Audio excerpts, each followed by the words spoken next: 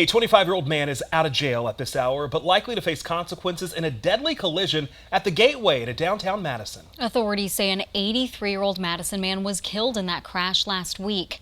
Tony Galley joins us live from the Dane County Courthouse with the impact of this deadly incident.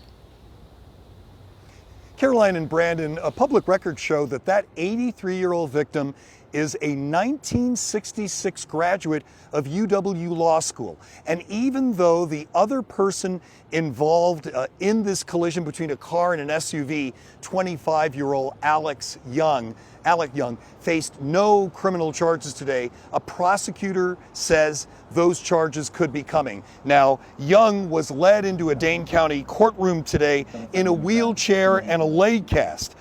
Court records show that he suffered an open fracture in that collision, and authorities say that collision occurred between the car, Young's car, and the fatal victim's SUV Wednesday night at West Washington Avenue and South Park Street. It was the first of two fatal collisions on West Washington in a span of just 4 hours. Now, a prosecutor says Young was driving fast and had an open bottle of red wine next to him in the car. And even though blood alcohol tests have yet to be completed, a court commissioner, as a result of that, has to resign himself to releasing Young from jail with no cash required.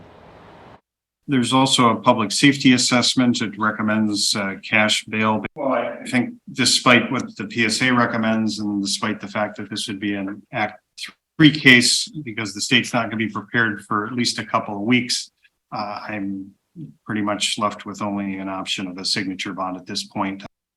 That Act 3 referral it goes back to voter approval of judges being allowed in certain cases to take into consideration the potential danger of letting someone out when setting bail. Now, even though those blood alcohol tests have not come back, a prosecutor says a preliminary breath test of Young has come back and shows that he was at .08, Wisconsin's standard for unlawful drunk driving levels. Reporting live from the Dane County Courthouse, Tony Galley, 27 News.